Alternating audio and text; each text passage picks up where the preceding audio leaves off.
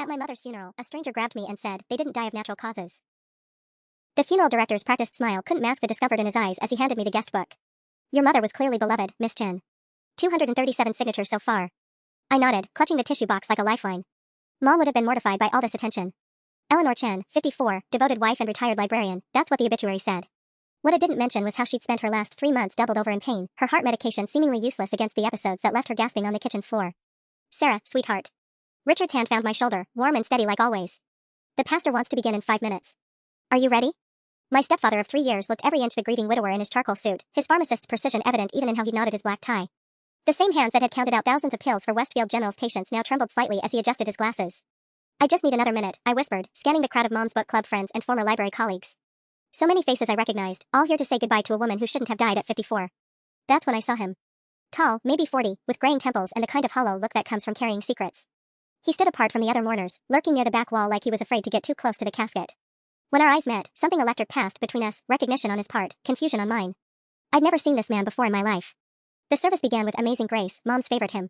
Richard's voice cracked on the second verse, and I felt the familiar stab of guilt that had plagued me since the night she died. I should have been there. Should have noticed the signs earlier. Instead, I'd been pulling double shifts at Portland General, thinking I was building a career while my mother's heart slowly gave out 40 miles away. Eleanor brought light wherever she went, Pastor Williams intoned. Her sudden passing reminds us that each day is a gift. Sudden passing. The phrase made my stomach clench. Nothing about Mom's death had felt sudden. The chest pains had been building for months, her energy fading week by week despite the medication Dr. Martinez had prescribed.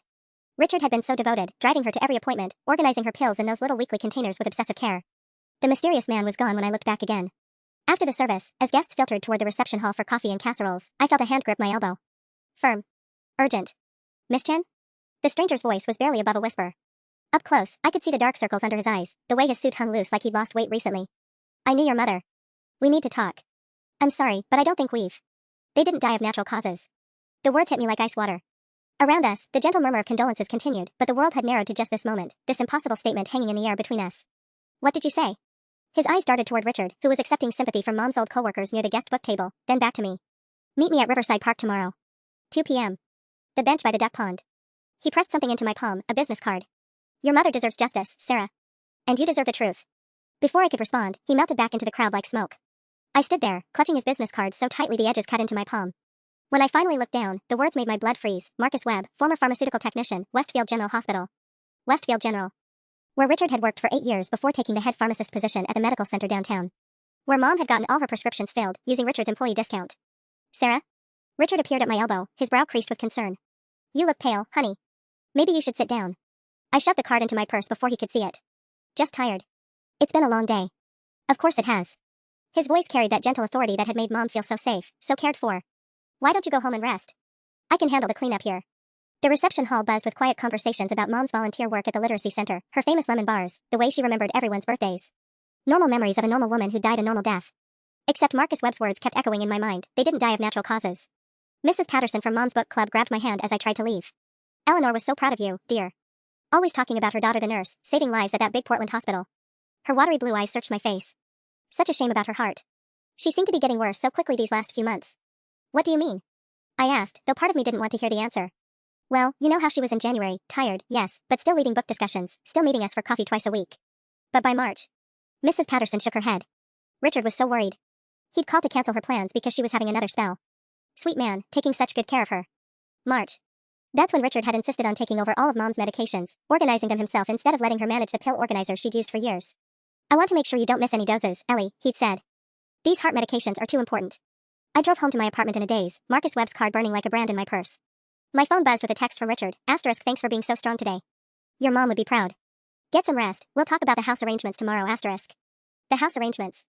In her grief over Dad's death 5 years ago, Mom had never updated her will after marrying Richard. Everything would go to him automatically, the 2-story Victorian where I'd grown up, her life insurance policy, even her retirement account from the library. I'd assumed that was fine. Richard loved her. He'd been good to her. But what if Marcus Webb was right? I sat in my car outside my apartment building until sunset, staring at that business card.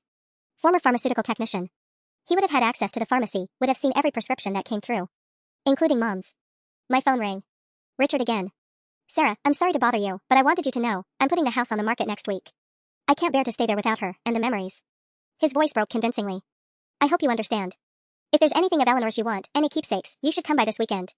Next week. He was moving fast. Suspiciously fast. Of course, I heard myself say. I'll come by Saturday morning. Perfect. And Sarah? I love you like my own daughter. We're family now, just the two of us. After he hung up, I sat in the growing darkness and made a decision that would either expose a killer or destroy the only family I had left. I was going to that park tomorrow. I barely slept that night, staring at the ceiling while Marcus Webb's words played on repeat.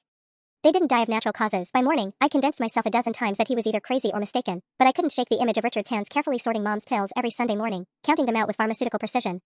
At 1:45 p.m., I sat on the designated bench at Riverside Park, watching ducks paddle across the murky pond while joggers passed by. The October air bit through my jacket, or maybe I was shivering for other reasons. Part of me hoped Marcus wouldn't show. He appeared at exactly 2 o'clock, carrying a manila folder thick with papers. Up close in daylight, he looked older than I'd initially thought. Stress had carved deep lines around his eyes. Thank you for coming, he said, settling beside me with careful distance between us. I wasn't sure you would. I almost didn't. I studied his profile. You said you knew my mother. I filled her prescriptions for 3 years. Metoprolol for blood pressure, simvastatin for cholesterol, and starting in January, digoxin for her heart arrhythmia. The clinical names rolled off his tongue. Eleanor always asked about side effects, always wanted to understand what she was taking. Smart woman. My chest tightened. That sounded exactly like Mom. Why aren't you at Westfield anymore? Marcus's jaw clenched. I was fired in August for asking too many questions about inventory discrepancies. Specifically, missing digoxin tablets and an unusual number of lactose powder orders. He opened the folder, revealing what looked like pharmacy records and shipping invoices. Your stepfather was very thorough, I'll give him that. I don't understand what you're implying. Digoxin is tricky, Marcus continued, ignoring my protest. Therapeutic dose versus toxic dose, there's a narrow margin. But replace the active ingredient with lactose powder, and suddenly a life-saving medication becomes worthless sugar pills. He pulled out a photograph. This is your mother's prescription bottle from July. I managed to retrieve it from the hazardous waste before they fired me. The orange pharmacy bottle looked ordinary except for one detail that made my stomach drop. The pills inside were pure white instead of the pale yellow I remembered seeing in Mom's weekly organizer. That's not. Digoxin tablets are yellow, Sarah. Always yellow. These are lactose tablets pressed to look identical. Marcus's voice remained steady, clinical. Without her heart medication, your mother's arrhythmia would have worsened progressively. The chest pain, the fatigue, the episodes where she couldn't breathe, textbook digitalis withdrawal. My hands were shaking now. This is insane. Richard loved her. He was devastated when she died. Richard has been ordering lactose powder in 50-gram increments since February. I have the invoices. He showed me another document. He also increased his life insurance policy on Eleanor to $400,000 in January, right after her cardiologist prescribed the digoxin. $400,000. Plus the house, which was worth at least $300,000 in Portland's current market. $700,000 total, and Richard was already putting the house up for sale less than 24 hours after the funeral. Why didn't you go to the police? I whispered. Marcus laughed bitterly. With what proof? Richard disposed of the original pills, and the medical examiner ruled natural causes. Eleanor's heart condition was documented. Her death wasn't suspicious enough to warrant an autopsy. Perfect crime, really. Then what exactly do you expect me to do? Get me samples of any remaining medications from Eleanor's house. If Richard was replacing her digoxin, he might have been sloppy with other prescriptions too. And if he's keeping any of the original yellow tablets as backup. You want me to break into my own childhood home? I want you to visit your grieving stepfather and collect some keepsakes, just like he suggested.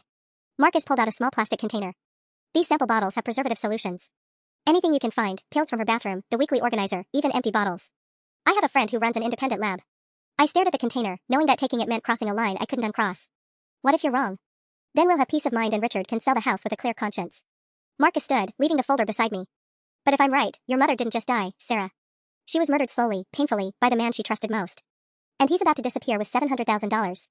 After he left, I sat there until the sun began to set, holding those sample containers and trying to reconcile the Richard I knew with the monster Marcus had described. Tomorrow was Saturday. Tomorrow I would go home and either prove my stepfather's innocence or confirm my worst nightmare. Either way, everything was about to change. Saturday morning arrived gray and drizzling, matching my mood as I pulled into the driveway of 1247 Maple Street. The house looked smaller somehow, as if Mom's absence had physically diminished it. Her ceramic garden gnomes still lined the front walkway, their painted smiles now seeming grotesque rather than whimsical. Richard's car wasn't in the driveway. Good, I'd hoped to have some time alone. I used my key, the one Mom had insisted I keep for emergencies. The familiar scent of her lavender potpourri hit me immediately, followed by something else, the sterile smell of cleaning supplies. Strange. Richard had never been one for deep cleaning. Hello? I called out, just to be sure. Silence. The living room looked exactly the same, down to Mom's reading glasses folded beside her bookmark on the coffee table. But as I moved toward the kitchen, I noticed subtle differences. The prescription bottles that usually cluttered the windowsill above the sink were gone. The weekly pill organizer Mom had used for years, also missing. My pulse quickened. I pulled out my phone and called Richard. Sarah, sweetheart. I'm at the real estate office finalizing the listing paperwork. How are you holding up? Fine, I lied, opening kitchen drawers that seemed suspiciously organized. I'm just grabbing a few things. Did you move Mom's medications somewhere? A pause. Too long. Oh, those old bottles? I disposed of them yesterday. No point keeping expired prescriptions around, and some of those medications can be dangerous if they fall into the wrong hands. All of them? Well, yes. Dr. Martinez said it was the responsible thing to do. His voice carried that gentle authority again. Is everything okay? You sound upset. I forced casualness into my tone. Just emotional being here. Take your time with the paperwork. After hanging up, I stood in Mom's spotless kitchen and felt the weight of Marcus Webb's accusations settling around me like a noose. Why would Richard dispose of the medication so quickly? And why clean so thoroughly that the house smelled like a hospital? I climbed the stairs to Mom and Richard's bedroom, Marcus's sample containers burning in my jacket pocket. Their master bathroom had been Richard's domain. He'd installed a locked medicine cabinet 2 years ago, for security purposes, claiming too many people had access to the house during Mom's book club meetings. The cabinet was open now, completely empty except for basic toiletries. But as I knelt to check the wastebasket, my fingers found something wedged behind the toilet, a small orange prescription bottle that had rolled out of sight. Eleanor Chen. Digoxin 0.25 milligrams. Take 1 daily for heart rhythm. Dr. Sarah Martinez, MD. My hand shook as I opened it. 3 pills remained inside, and they were distinctly yellow, the color Marcus said digoxin was supposed to be. Not the white pills from the photograph. I quickly transferred 2 pills to Marcus's sample container, leaving 1 behind to avoid suspicion. But as I started to put the bottle back, I noticed something that made my blood freeze. The prescription date was January 15th, with a quantity of 30 tablets. If Mom had been taking 1 daily as prescribed, this bottle should have been empty by February. She'd only used 27 pills in 9 months. Either she'd been skipping doses regularly, or... Sarah? Richard's voice from downstairs made me jump so violently I nearly dropped the bottle. He wasn't supposed to be back for an hour. Up here, I called, shoving the sample container deep into my jacket pocket. Just looking through Mom's jewelry box. His footsteps on the stairs sounded measured, careful.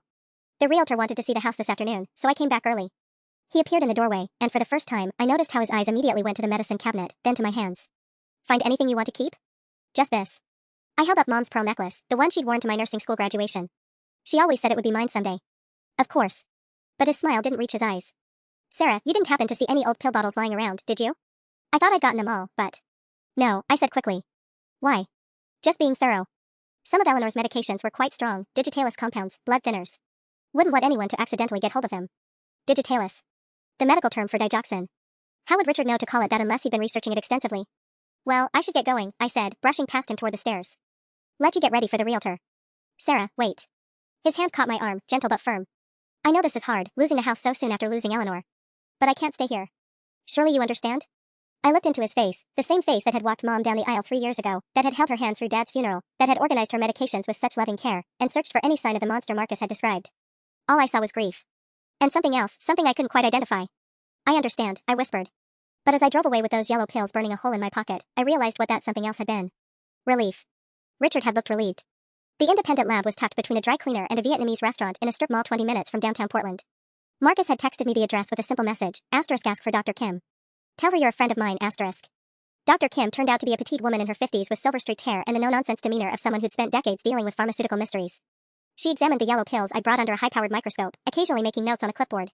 These are definitely digoxin, she confirmed after 15 minutes. Pharmaceutical grade, properly manufactured. Where did you get them? I'd rehearsed this answer. From my mother's medicine cabinet. She passed away recently, and there are some questions about her medication management. Dr. Kim's expression shifted to something more sympathetic. I see. Marcus mentioned you might need a full analysis. This will take 3 days. I'll test for purity, dosage consistency, and any adulterants. She paused. There's also something else you should know. Marcus asked me to run tests on some white tablets he brought in last week. Same prescription bottle, different pills. My stomach clenched. And? Pure lactose. Pressed to mimic the digoxin tablets but completely inactive. Someone went to considerable trouble to create convincing counterfeits. She handed me a business card. I'll call you Wednesday with the full results. I drove home in a daze, Dr. Kim's words echoing in my mind. Someone had gone to considerable trouble. Not some random pharmacy error, deliberate, calculated deception. My phone buzzed with a text from Richard, * house showing went well. 3 offers already. Eleanor would be amazed, *. 3 offers in 1 afternoon. He really was moving fast. That evening, I called my friend Jessica from nursing school. She worked in cardiology at Oregon Health and Science University, and I needed answers about digoxin withdrawal. It's nasty, she said after I explained I was asking for a patient education project. Digoxin has a long half-life, so if someone stops taking it abruptly, the effects build slowly. First you get fatigue and weakness, then chest pain and shortness of breath. Eventually, the arrhythmias can become life-threatening. How long would that process take? Depends on the underlying condition and dosage, but maybe 3 to 4 months for someone with moderate heart disease. Why? 3 to 4 months. Mom had started getting sicker in March, and she died in June. The timeline fit perfectly. Just thorough research, I said. Thanks, Jess. After hanging up, I sat at my kitchen table and tried to construct a timeline. January, Mom gets prescribed digoxin for her heart. Richard increases her life insurance policy. February, Richard starts ordering lactose powder. March, Mom begins getting sicker, missing book club meetings. June, Mom dies of natural causes. It was all circumstantial, but the pattern was becoming clearer. My phone rang at 9:47 p.m. Richard. Sarah, I'm sorry to call so late, but something strange happened today. After you left, I found Eleanor's old jewelry box had been moved. And I could swear there was a prescription bottle behind the toilet yesterday when I was cleaning.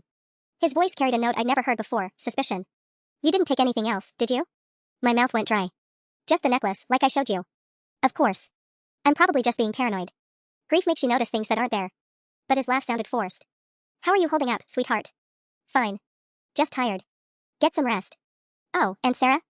I've been thinking, maybe it would be better if you didn't come by the house again until after it sells. Too many showings, too much activity.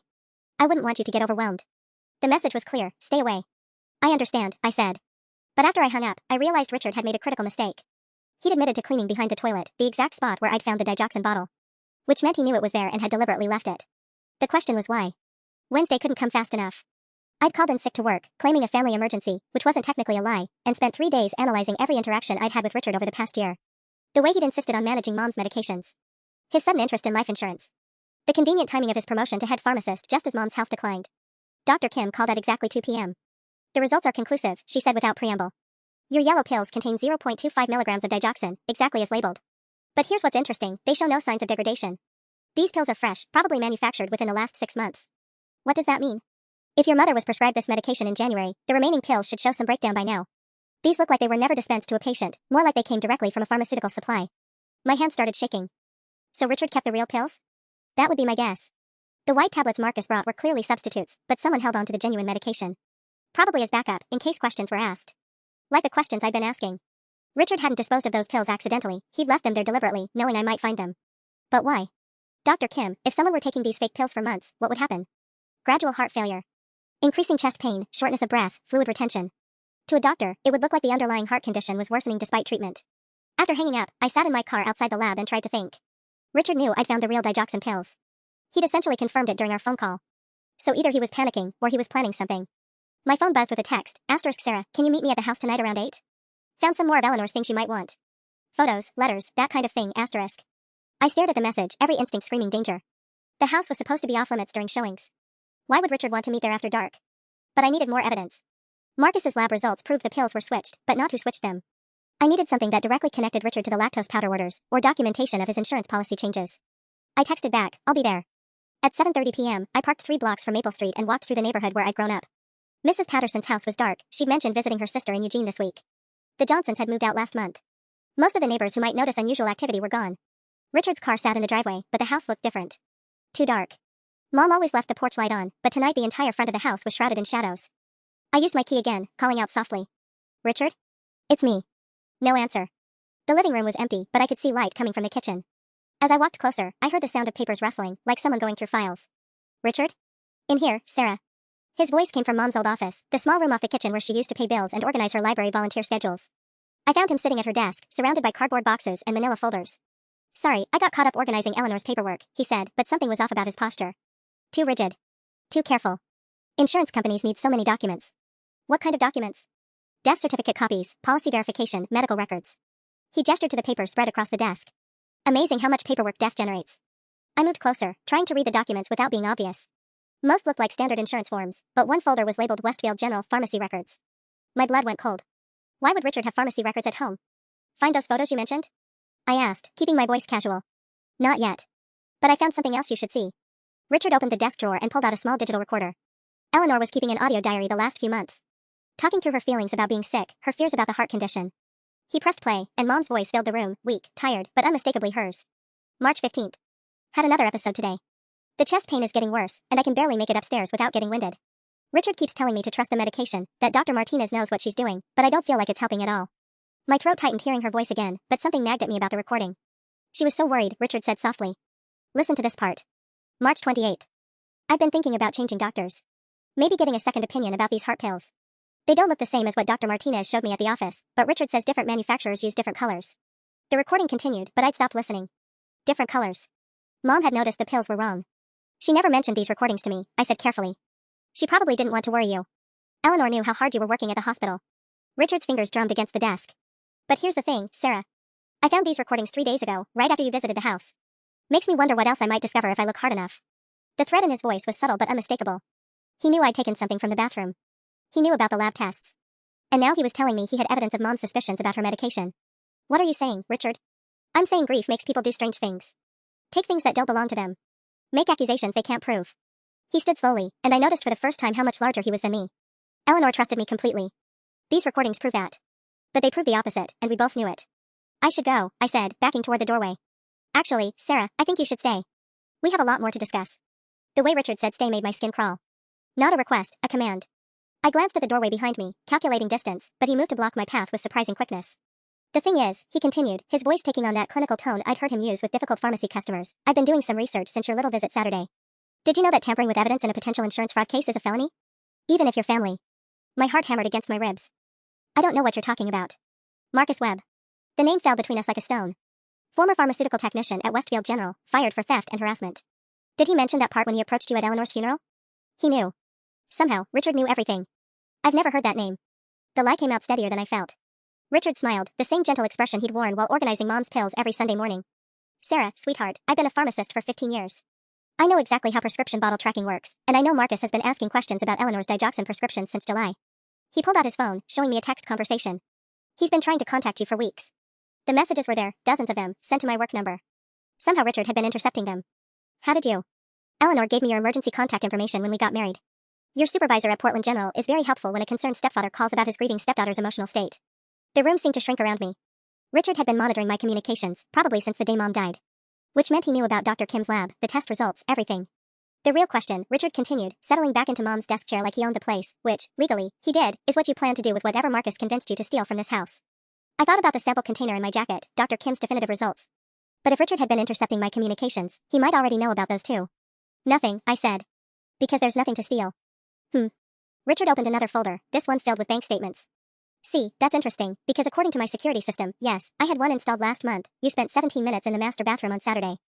That's a long time to look through a jewelry box that was downstairs in the bedroom. Security cameras. My mouth went dry as I realized how thoroughly he'd been planning this confrontation.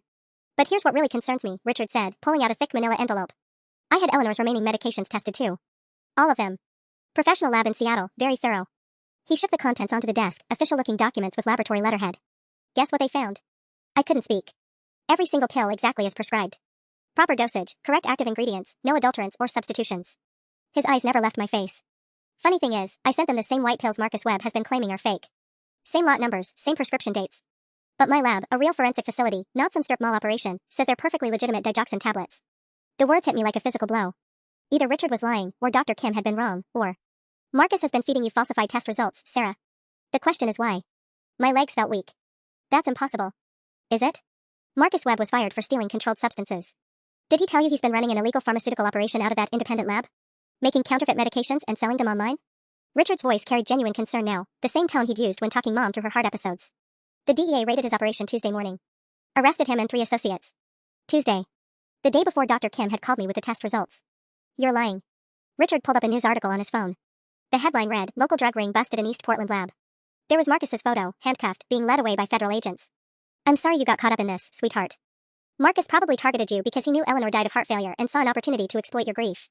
Classic con artist behavior, find someone vulnerable and give them a conspiracy theory that explains their pain. I stared at the article, my entire reality crumbling.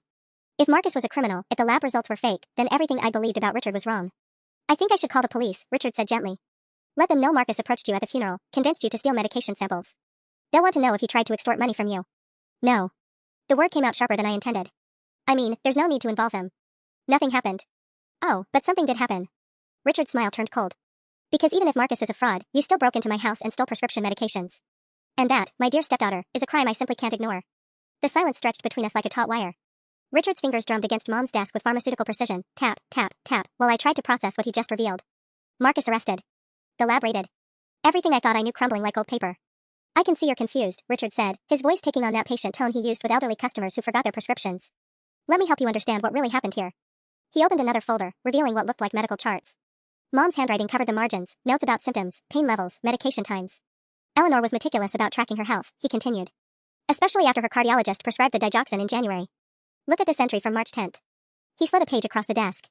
Mom's careful script read, asterisk pills seem different today. White instead of yellow. Asked Richard, says manufacturer changed. Still having chest pains but maybe need time to adjust asterisk. My stomach dropped. She knew something was wrong. She knew her heart condition was worsening despite treatment. Very different thing. Richard pulled out more pages. March 15th, asterisk shortness of breath getting worse. Richard thinks I should increase dose but afraid to without doctor approval, asterisk March 22nd, asterisk called Dr. Martinez's office. Nurse says current dosage is correct. Be patient with medication, asterisk. The entries painted a picture I didn't want to see, mom getting sicker, Richard suggesting medication changes that her doctor hadn't approved, confusion about pill colors and dosages. You were manipulating her, I whispered. I was caring for her. There's a difference. Richard's jaw tightened. Do you know what it's like watching someone you love suffer? Seeing them get weaker every day despite following every medical instruction perfectly? He stood and walked to the window, staring out at Mom's garden where her autumn chrysanthemums were just beginning to bloom. Eleanor's heart condition was progressive, Sarah. Dr. Martinez told us that from the beginning. The digoxin might slow the decline, but it wasn't going to cure her. His voice cracked slightly. I was trying everything, different timing, splitting doses, even consulting with specialists at OHSU. Anything to buy her more time. By switching her medication? Richard turned back to me, and for the first time since this conversation started, he looked genuinely hurt. Is that really what you think of me? That I would poison the woman I loved more than my own life? The emotion in his voice seemed real, but I'd learned that Richard was very good at seeming. Then explained the lactose powder orders. Marcus had invoices. Marcus had forgeries. Very convincing ones, I'll admit, but fake nonetheless. Richard pulled out his phone, scrolling through what looked like banking records. I had my attorney pull all my pharmaceutical supply orders for the past year. No lactose powder, no unusual orders of any kind. Whatever Marcus showed you was fabricated. He held out the phone, and I could see official bank statements showing routine pharmaceutical supply purchases, nothing suspicious, nothing that suggested medication tampering. But the insurance policy increased Eleanor's coverage in January on the advice of our financial planner. We just bought this house 2 years ago, still had a significant mortgage. If something happened to either of us. He shrugged. Standard financial planning for married couples our age. Every explanation sounded reasonable. Logical. Exactly what an innocent man would say, or exactly what a guilty man would prepare. The timeline is too convenient, I said, grasping for the certainty I'd felt just minutes ago. Mom gets prescribed heart medication, you increase her life insurance, she gets sicker, she dies, you immediately put the house up for sale. Sarah. Richard's voice cut through my accusations like a scalpel. I'm selling the house because I can't afford the mortgage payments on my salary alone. Eleanor's death benefits will cover the funeral expenses and maybe 3 months of bills. After that. He gestured helplessly. I'll probably have to move back to my apartment downtown. The financial reality hit me like ice water. Richard wasn't getting rich off Mom's death, he was losing money. The house payments, funeral costs, medical bills from her final months. Even with life insurance, he'd be financially devastated. Marcus fed you a very compelling story, Richard continued. Evil stepfather murders innocent wife for money. But the math doesn't work, sweetheart. Eleanor cost me everything I had, and I'd give twice that to have her back. The silence stretched between us, heavy with doubt and the sound of rain beginning to tap against the windows. Richard's financial records stared up at me from Mom's desk, and every number told the same story, a man drowning in debt, not swimming in blood money. But something still felt wrong. If Marcus is such a fraud, I said slowly, how did he know about Mom's prescription details? The specific medications, the timing of when she got sicker? Richard's expression darkened. Because he had access to Westfield's pharmacy records for 3 years before they fired him. He could have pulled Eleanor's entire prescription history, studied her case, built his conspiracy theory around real medical data. That made sense. Too much sense. And the pills I found behind the toilet? The yellow ones? Richard almost smiled. Those were Eleanor's original digoxin tablets from her very first prescription in January. She kept them in her jewelry box as a just-in-case backup. You know how your mother was about being prepared for emergencies. I found them last week and moved them to the bathroom while I was organizing her things. I remembered Mom's emergency kits, flashlights in every room, extra batteries in kitchen drawers, backup medications for everything. Of course she would have kept extra heart pills. But you said they were fresh, recently manufactured. Sarah, digoxin tablets don't expire for 3 years. January to October is nothing in pharmaceutical terms. Richard sat back down, looking suddenly exhausted. Dr. Kim told you what you wanted to hear because Marcus was probably paying her to falsify results. My phone buzzed with a text message. Unknown number, asterisk Sarah, this is Detective Martinez with Portland Police. We need to speak with you regarding Marcus Webb and potential fraud charges. Please call 503-555-0147 asterisk. Richard glanced at my screen and nodded grimly. That didn't take long. The DEA must have found your contact information in Marcus's records. Detective Martinez. The same last name as Mom's cardiologist. Portland wasn't that small, it had to be a coincidence. But everything about this situation felt orchestrated, like I was being moved around a chessboard by players I couldn't see. I need to go, I said, standing abruptly. Sarah, wait. Richard's voice carried genuine concern. Whatever Marcus promised you, whatever he said would happen when Eleanor's murder was exposed, none of it was real. I'm worried he might have involved you in something illegal. Like what? Insurance fraud. Filing false police reports. Tampering with evidence. Richard's eyes were kind but serious. If he convinced you to steal medication samples or make accusations against me, you could be facing criminal charges too. The sample container felt like it weighed 1,000 pounds in my jacket pocket. If Dr. Kim's lab had been raided Tuesday, if Marcus was arrested for manufacturing fake drugs, then the test results she'd given me Wednesday were worthless. Worse than worthless, evidence of my participation in whatever scheme Marcus had been running. The detective just wants to ask questions, Richard continued. But you might want to consider getting a lawyer first. Just to protect yourself. A lawyer.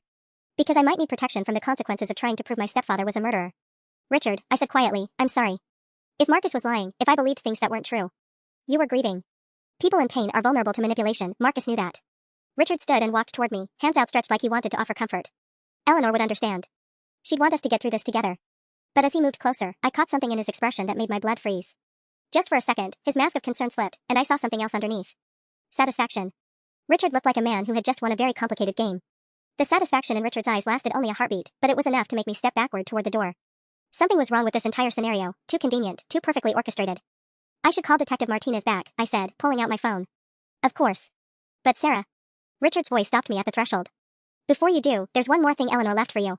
Something I think you need to see. Against every instinct screaming at me to leave, I turned back. Richard had opened the bottom drawer of Mom's desk and was pulling out a sealed envelope with my name written across the front in Mom's distinctive handwriting. She gave this to me 2 weeks before she died. Made me promise to give it to you only if something happened to her. His fingers traced the edges of the envelope. I was going to wait until after the house sold, when things had settled down, but given everything that's happened. My mother's handwriting. I'd know those careful loops and precise letters anywhere. The envelope was thick, substantial, like it contained multiple pages. What does it say? I whispered. I don't know. She sealed it in front of me but asked me not to read it unless. He paused, looking genuinely conflicted. Unless there were ever questions about her death. Questions about her death. My hands trembled as I reached for the envelope, but Richard pulled it back slightly. Before you read this, I need you to understand something about your mother's final weeks. She wasn't herself, Sarah. The heart condition, the medications, the constant pain, it affected her judgment. She became paranoid, suspicious of everyone trying to help her. Paranoid how? She accused Dr. Martinez of prescribing the wrong dosages. She thought the pharmacy technicians were stealing her medications. She even. Richard's voice dropped to barely a whisper. She even accused me of trying to poison her. The words hit me like a physical blow. What? Twice in those last 2 weeks, she refused to take her medications at all. Said she didn't trust anyone anymore, that everyone was conspiring against her. Richard's eyes filled with tears. I had to choose between forcing her to take life-saving medication or watching her suffer without it. He held out the envelope, but his grip remained firm. Whatever she wrote in here, remember that she wasn't thinking clearly. Heart failure can cause confusion, personality changes. It wasn't really Eleanor talking. I snatched the envelope from his hands, my heart pounding as I tore it open. Mom's voice seemed to speak from the pages as I read her familiar script. My dearest Sarah. Asterisk if you're reading this, then something has happened to me and Richard kept his promise. I pray I'm wrong about what I suspect, but I can't shake the feeling that I'm being slowly poisoned. Asterisk. Asterisk the pills Richard gives me don't look like what Dr. Martinez showed me at the office. When I ask him about it, he gets defensive and tells me I'm imagining things. But I'm not imagining the way he watches me take them, or how he insists on controlling all my medications himself. Asterisk. Asterisk I've started hiding some of the pills instead of taking them, keeping them in my jewelry box. On the days I don't take them, I feel better. When I do take them, the chest pains get worse. Asterisk. The letter continued for 3 more pages, detailing Mom's growing suspicions, her fear of confronting Richard directly, her desperate hope that she was wrong. But the final paragraph made my knees buckle. Asterisk I've made copies of everything, prescription bottles, insurance documents, even recordings of our conversations about my medications. I've hidden them in the one place Richard would never think to look, inside the cover of your old copy of Jane Eyre on my bookshelf. If something happens to me, Sarah, please don't let him get away with it. You're the only one I trust completely. Asterisk. Asterisk all my love.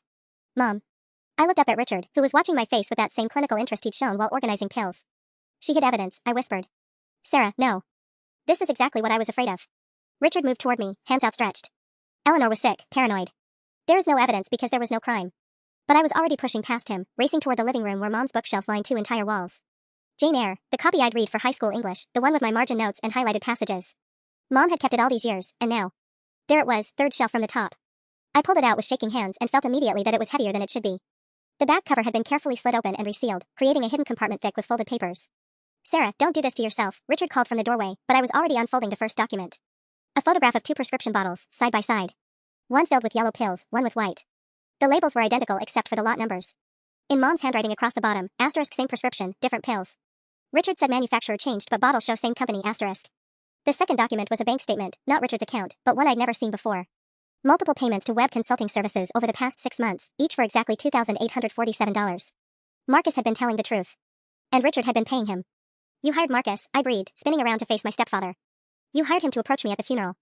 Richard's mask of concern finally crumbled completely, replaced by something cold and calculating that I'd never seen before. Very good, Sarah. Though it took you longer to figure out than I expected. The admission hung in the air between us like smoke from a gun barrel. Richard's transformation was complete now, gone was the grieving widower, replaced by something reptilian and calculating. Marcus owed me a considerable debt from his pharmaceutical theft operation, Richard continued, his voice taking on that clinical precision I'd once found comforting. When the DEA started closing in on him, he needed money to disappear. I offered him $50,000 to play the concerned whistleblower at Eleanor's funeral. My legs felt weak. You orchestrated everything. I orchestrated a performance designed to make you look unstable and grief-stricken when you inevitably made wild accusations against me.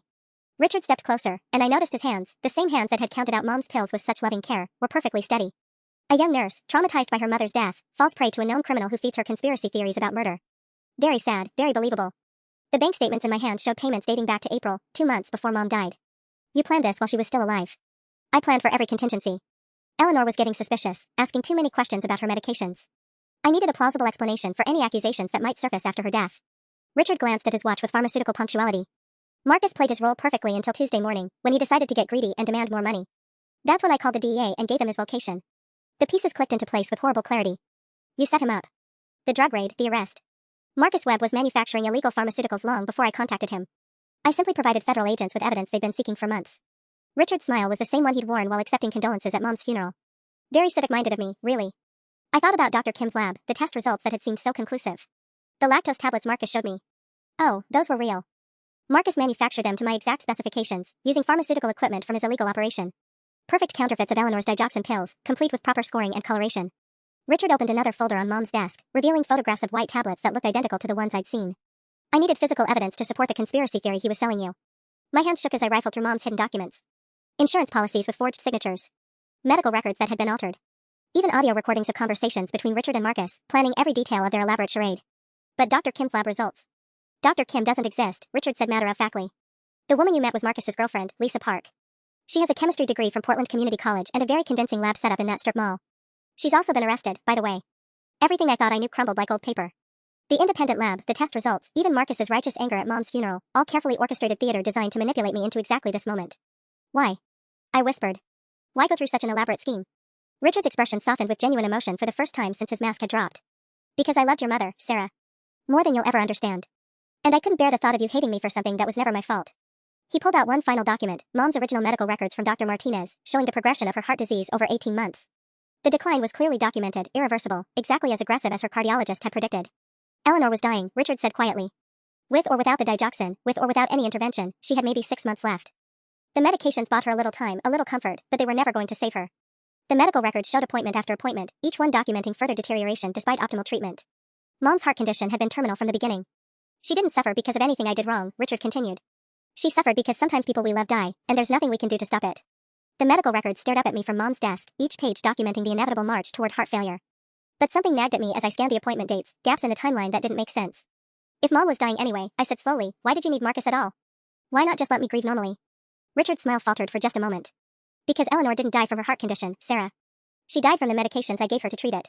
The admission hit me like a physical blow. What? Not poison. Not placebos. Legitimate digoxin, exactly as prescribed. Richard pulled out his phone, scrolling to what looked like medical research articles. But I may have miscalculated the timing of her doses. Heart medications require precise scheduling, and Eleanor was so confused toward the end, forgetting when she'd taken her pills. My stomach clenched. You were double-dosing her. I was trying to keep her comfortable. When she'd forget her morning dose, I'd give her an extra pill at lunch to compensate. Sometimes she'd take her evening medication twice because she couldn't remember the first dose. His voice carried genuine anguish. Digoxin toxicity looks exactly like heart failure progression. By the time I realized what was happening, the horrible irony became clear. Richard hadn't murdered Mom with fake medications. He'd accidentally killed her with real ones, administered with loving but fatal imprecision. So you created this elaborate scheme to make me think someone else was trying to frame you, I breathed. I created reasonable doubt about my competence as a caregiver, Richard corrected. If questions ever arose about Eleanor's death, I needed evidence that someone else had been manipulating her medications. Marcus's conspiracy theory provided perfect cover. Yes, the pills were switched, but by a criminal trying to exploit our family, not by me. The bank statements in my hand showed the final payment to Webb Consulting Services dated October 15th, 3 days after Mom's funeral. Payment in full for services rendered. But Marcus got greedy, I said, remembering his arrest. Marcus decided he could blackmail me indefinitely. Threatened to go to the police with the real story unless I paid him another $100,000. Richard's jaw tightened. That's when I realized I'd made a mistake trusting him. So you destroyed him. I protected myself. And you. Richard's voice took on that paternal tone again. Do you think I wanted you to spend the rest of your life believing your stepfather was a murderer? The Marcus scheme was supposed to end with you realizing he was a fraud, not with both of us going to prison. I stared at the evidence scattered across Mom's desk, real insurance fraud, real medication tampering, real conspiracy. But not the conspiracy I thought I was uncovering. The recordings in Mom's letter, I said, remembering her mention of hidden conversations. What did she actually record? Richard's expression darkened. Eleanor became obsessed with documenting everything toward the end. Conversations with doctors, phone calls with the insurance company, even. He paused, looking genuinely pained. Even arguments between us about her medication management.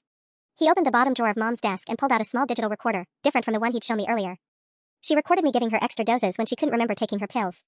Recorded me arguing with Dr. Martinez about increasing her dosage when the chest pains got worse. His finger hovered over the play button. She recorded me accidentally killing her with kindness, Sarah. And she was planning to use those recordings to have me arrested for murder. The weight of understanding settled over me like a suffocating blanket. Mom hadn't been paranoid, she'd been documenting Richard's well-intentioned but lethal incompetence. She'd hidden the evidence because she'd realized her loving husband was accidentally poisoning her, one miscalculated dose at a time.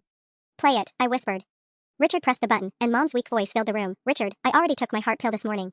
I wrote it down right here on my chart. Then Richard's voice, patient but firm, Eleanor, sweetheart, you're confused again. Look, your pill organizer still has today's dose in it. You must have written down yesterday's dose by mistake. But I feel strange when I take 2 pills close together. The chest pain gets worse. That's your heart condition progressing, love. Dr. Martinez said the medication might seem to make things worse before they get better. The recording continued for another minute, Richard lovingly, fatally wrong, and Mom too weak and confused to fight his pharmaceutical expertise. When it ended, the silence in the room felt like a tomb. 47 recordings, Richard said quietly. All documenting my attempts to manage her medications when she was too sick to do it herself. All evidence that I accidentally gave Eleanor Chen a fatal overdose of digoxin over the course of 3 months. He looked at me with something approaching relief. Now you understand why I needed Marcus Webb's story to be believable. Because the truth was so much worse. The recordings played one after another, each one a nail in Richard's coffin of good intentions. Mom's voice growing weaker, more confused, while Richard's remained steady, authoritative, wrong. By the 5th recording, I was crying. By the 10th, I wanted to scream. Turn it off, I whispered, but Richard kept playing them. March 20th, 3:47 p.m., Mom's voice, barely audible, Richard, please check with Dr. Martinez about these pills. Something doesn't feel right. Richard's response, Eleanor, I've been a pharmacist for 15 years. Trust me. The irony was devastating. Richard's professional expertise had become the weapon that killed her. Every miscalculated dose administered with pharmaceutical confidence, every extra pill given with loving authority. She tried to fire you, I said, remembering something from the earlier recordings. She wanted to manage her own medications again. April 2nd, Richard confirmed, pulling up a specific file on his phone. Eleanor demanded I stop organizing her pills. Said she was going back to her old system. His laugh was bitter. Do you know what her old system was? A shoebox full of bottles with no organization, no tracking, no schedule. She would have died in days. But she died anyway. Just more slowly, more painfully, with meticulous pharmaceutical precision. The life insurance increase, I said, pieces clicking together. When did you realize you were poisoning her? February 18th, Eleanor collapsed in the kitchen after what I thought was her normal morning dose. When the paramedics ran blood tests. Richard's voice cracked. Her digoxin levels were approaching toxic range, but her heart condition made the symptoms look like disease progression. 6 weeks. He'd known he was accidentally killing her for 6 weeks and hadn't stopped.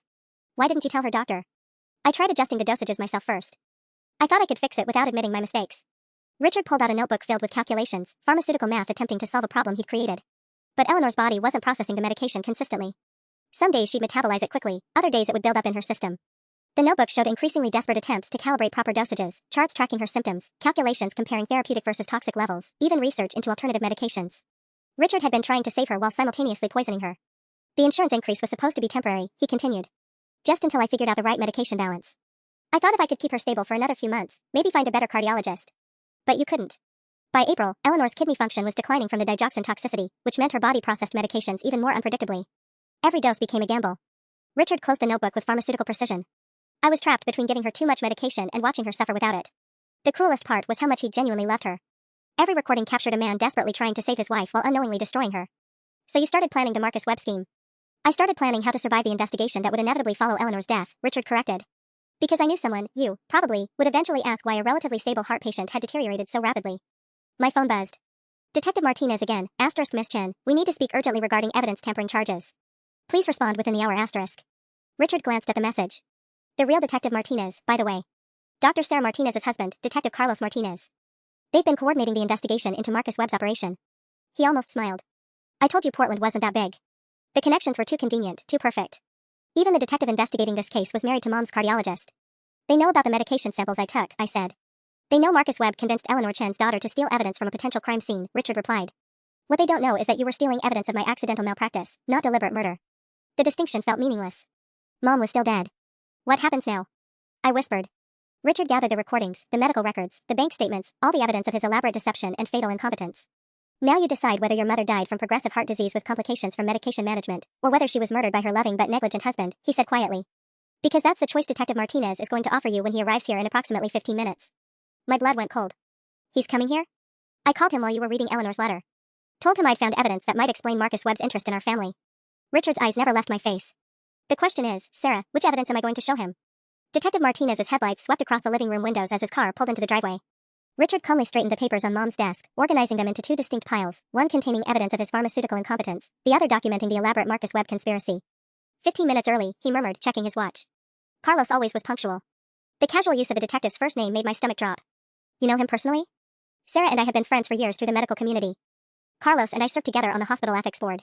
Richard's smile was genuinely warm now, the expression of a man greeting an old friend rather than a potential interrogator. He's actually the one who suggested I increase Eleanor's life insurance policy back in January. Another connection, another perfectly placed piece of Richard's elaborate chess game. I thought about the evidence scattered across Mom's desk and realized I still had no idea which version of the truth Richard intended to present. Sarah, I need you to understand something very important, Richard said, his voice taking on that clinical authority again. In about 30 seconds, Detective Martinez is going to walk through that door and ask us both some very specific questions about Eleanor's death and Marcus Webb's criminal operation. The front door opened without a knock. Apparently Carlos Martinez felt comfortable enough to use his key. Richard? Got your message about finding evidence. A man's voice called from the entryway, followed by heavy footsteps on Mom's hardwood floors.